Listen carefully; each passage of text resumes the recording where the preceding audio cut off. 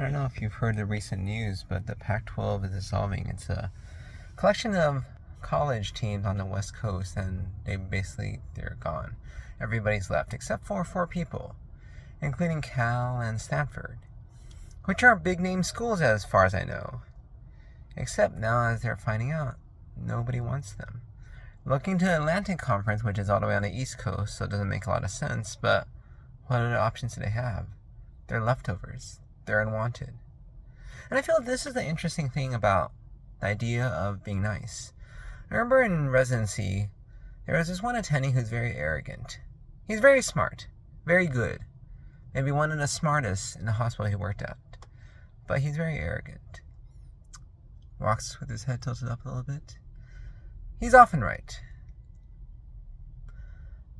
I was talking to another attending about how I want to be like this doctor.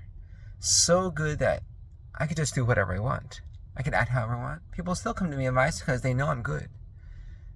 He paused, thought a little bit, and said, "Do you think it's ever possible you could be wrong?" I said, "Of course. I mean, I'm only human, right?" He said, "How do you want people to treat you when you're wrong?"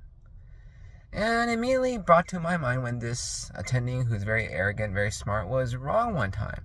It was a rare case, porphyria. Nobody diagnoses porphyria. I mean, I've literally known no person who meaningfully diagnosed porphyria. I've seen patients with it, but diagnosis, sometimes people happen upon it randomly, but nobody ever suspects it and does tests for it. It's just when you shotgun and do all the tests under the sun, and randomly it pops up positive. You never expected it. But the thing is, I remember that we would always make fun of him for missing it.